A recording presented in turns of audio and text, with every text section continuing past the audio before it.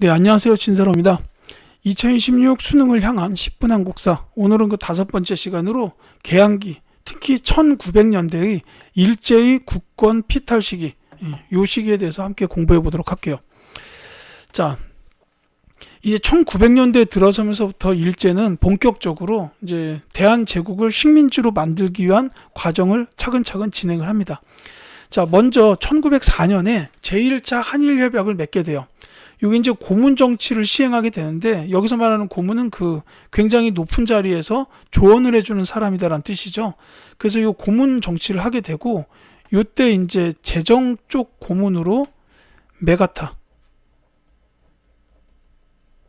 그 다음에 외교 고문으로 스티븐스라는 사람이 들어와요. 이 메가타라는 인간은 화폐 정리 사업을 해서 조선의 경제적 기반을 무너뜨리고요. 이 스티븐스라는 인간은 전 세계를 돌아다니면서 왜 조선이 그 일본의 식민지가 돼야 되는가 이딴 소리 씨부리고 다닌 인간이에요. 자, 그리고 나서 이제 1년 후에 1905년에 을사늑약을 맺게 됩니다. 이건 시험에 거의 100% 나온다고 보시면 돼요. 외교권을 박탈한 조약이에요. 그러니까 이때 이제 이 조약 당시의 시민들은 나라가 망했구나 이렇게 생각을 한 겁니다. 이제 다른 나라하고 교섭 자체를 할 수가 없게 됐으니까 나라가 망했다라고 생각을 했겠죠. 외교권 박탈, 그리고 통감부 설치. 고문은 이제 조언하는 입장이라면 통감부의 통감은 적극적으로 내정을 간섭하는 사람이다. 요 차이가 있어요. 요때 왔던 통감이 이토 히로부미입니다. 요거까지 외우실 필요는 없지만 이 인간 나중에 안중근 의사한테 죽죠. 자, 그래서 이렇게 외교권 박탈과 통감부 설치가 이루어졌는데, 고종은 요 을사늑약에 서명을 하지 않아요. 그러면서 늑약이 부당하다는 사실을 알리기 위해서 네덜란드 헤이그에서 있었던 만국평화회의에 특사들을 파견하게 돼요. 이준, 이상설, 이위종 같은 이런 분들을 특사로 파견을 하는데, 이 사실을 한 일제에서는 이걸 빌미로 잡아가지고 고종을 강제로 황제 자리에서 끌어내립니다. 강제 폐위로 이어지게 돼요. 자, 요 흐름 기억하셔야 됩니다. 을사늑약은 시험에 거의 100% 출제된다고 보시면 돼요. 그리고 이제 2년 뒤인 1907년 한일 신협약이 맺어져요.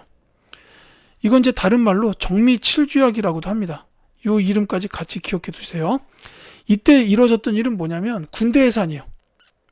그러니까 대한제국의 군대까지 해산시키고 일본군만 남긴 거예요. 그러니까 이때 이제 그 해산된 이 군인들이 일어났던 의병, 정미의병에 대거 가담하게 됩니다. 이 정미의병이 굉장히 규모가 컸고, 뭐 여담이겠지만 드라마 미스터 션샤인에 나왔던 그 시기의 의병들이에요. 자, 근데 이 정미의병은 규모가 굉장히 커져가지고 13도 각 도죠, 경상남도, 경상북도 이런 각 도에 이제 창의군이 결성이 됩니다. 그러니까 지역 단위로 군대가 생겼다라는 거죠. 그리고 이들이 힘을 합쳐서 서울 진공작전을 펼쳤어요. 이 흐름 다 중요합니다. 13도 창의군과 서울 진공작전 다 중요하니까 기억해 주세요. 그리고 최종적으로 1910년 8월 29일 한일 병합조약을 통해서 대한제국의 국권이 완전히 상실이 되고 총독부를 설치하게 됐다라고 이렇게 이어지게 됩니다. 1차 한일협약, 을사늑약, 한일신협약, 그 다음에 한일병합, 이렇게 이제 흐름이 이어진다는 거 알아두시고, 특히 을사조약 매우 중요합니다. 자, 그럼 이때 우리 민족 분들께서는 가만히 계셨냐? 그건 절대 아니에요. 이제 어떻게든 일제의 압박, 식민 통치를 이제 만들지 않으려고 굉장히 많이 노력을 하셨습니다. 그거에 대해서 볼게요. 자, 먼저 의거 활동이 있어요. 자, 아까 이제 스티븐스라고 말씀드렸죠, 제가. 대한제국의 외교 고문으로 왔는데 이 인간은 대한제국이 일제의 식민지가 돼야 된다 씨부리고 다녔다. 근데 이 인간이 미국 샌프란시스코에 떴다라는 소식을 접한 장인환 전명훈 두 분께서 가가지고 이 스티븐스를 저격을 했어요. 그래서 이 두 분의 이름 꼭 기억해 두시고요. 또 한 분 중요하죠. 안중근 의사. 자, 이토 히로부미를 사살을 했습니다. 이게 이제 중국 하얼빈에서 있었던 일이죠. 이때 이제 이토 히로부미 사살까지 이 두 가지 의거 활동은 기억해 두시고요. 그 외에 이제 구국 활동으로 이제 보안회라는 단체가 있었어요. 이 시민 단체는 일제의 황무지 개간권 요구를 저지시켰어요. 이제 앞 영상에서 독립협회는 러시아의 저령도 조차 요구를 저지시켰다 이렇게 말씀을 드렸는데 그거랑 매우 유사합니다. 이 보안회는 일제의 황무지 개간권 요구를 저지시켰어요. 역시 뭐 이렇게 국민들의 뜻을 모아가지고 이러면 안 된다라고 저지시켰다 이거죠. 예, 이거 독립협회랑 보안회 구분해서 기억해 주시기 바라겠습니다. 자, 그 다음에 매우 중요한 단체 신민회입니다. 그러니까 이 일제의 국권 침탈 시기에 활동했던 비밀 결사 단체로 매우 많은 일을 했어요. 이 신민회에서는 일단은 교육을 통한 계몽 활동을 위해서 오산학교랑 대성학교 같은 요 학교 기관을 세웠고요. 그 다음에 이제 계몽 서적을 보급하기 위해서 이게 서점이에요. 태극 서관. 그리고 이제 자기 회사, 이건 도자기 회사입니다. 요런 거를 이제 설립을 해가지고 이제 계몽 활동을 계속해서 이어나가려고 해요. 근데 반면에 또 한편으로는 이대로 가다가 우리 대한제국은 결국 일본의 식민지가 되겠구나라고 생각을 하고 이제 그에 따른 준비까지 합니다. 국외 만주 지역이에요. 만주 지역에다가 독립운동 기지를 건설하게 돼요. 그러니까 혹시나 식민지가 된 이후에도 우리는 계속해서 독립운동을 할 것이다라고 생각하고 만주 지역에 미리 신흥강습소를 세웁니다. 이 신흥강습소는 나중에 신흥무관학교가 되면서 일제에 이제 저항하는 그런 독립군들을 양성하는 학교가 되죠. 이 신민회는 매우 중요합니다. 그리고 혹시나 여기 써놓지는 않았지만 이 신민회는 일제강점기 직후에 105인 사건을 일제가 조작해서 버려요.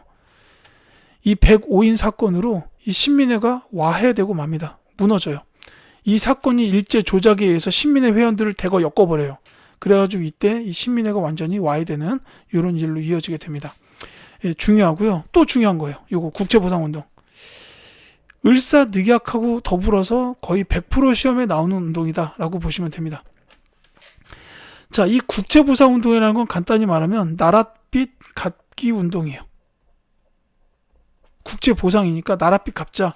그래가지고 이제 뭐 어떤 분들은 담배를 끊고 여인들은 이제 반지를 빼고 이래가지고 돈을 모아서 이제 나랏빛을 갚으려고 이렇게 했던 건데 이게 이제 시작은 대구 지역이에요. 이것도 간혹 나옵니다.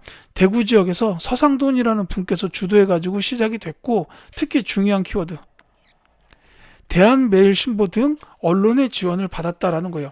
이 당시 대한매일신보 요 신문은 일제에 관해서 굉장히 비판적인 기사를 많이 실었어요. 그래서 이제 국제보상운동이 일어났다라고 하니까 이 대한매일신보에서는 이 국제보상운동에 관한 기사를 매일같이 보도를 해서 모든 국민들이 이 운동을 알게끔 전국적으로 확산을 시키는데 큰 역할을 합니다.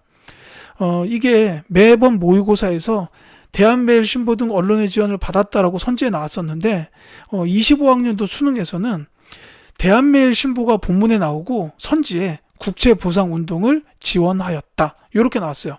그러니까는 뭐 국제보상운동, 대한매일신보는 이렇게 연결돼 있다라고 이해해 주셨으면 좋겠습니다.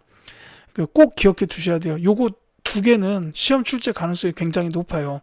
그래서 오늘 여기까지인데요. 오늘 했던 내용 중에 중요한 게 이제 100% 나오는 것만 해도 을사늑약하고 국제보상운동 이렇게 두 가지가 있습니다. 을사늑약하고 국제보상운동 두 가지가 있고 신민회의 경우에도 두 번 중에 한 번 이상은 시험에 나올 가능성이 있어요. 그러니까 여기에서만 뭐 6점 내지는 7점 이렇게 이제 딸 수가 있습니다. 이건 굉장히 큰 점수니까 이 부분을 오늘 꼭 다시 한번 복습해 주시기를 부탁드릴게요. 자, 오늘 내용은 여기까지고요. 이제 다음 시간부터는 일제 강점기에 대해서 공부해 보도록 하겠습니다. 들어주셔서 감사합니다.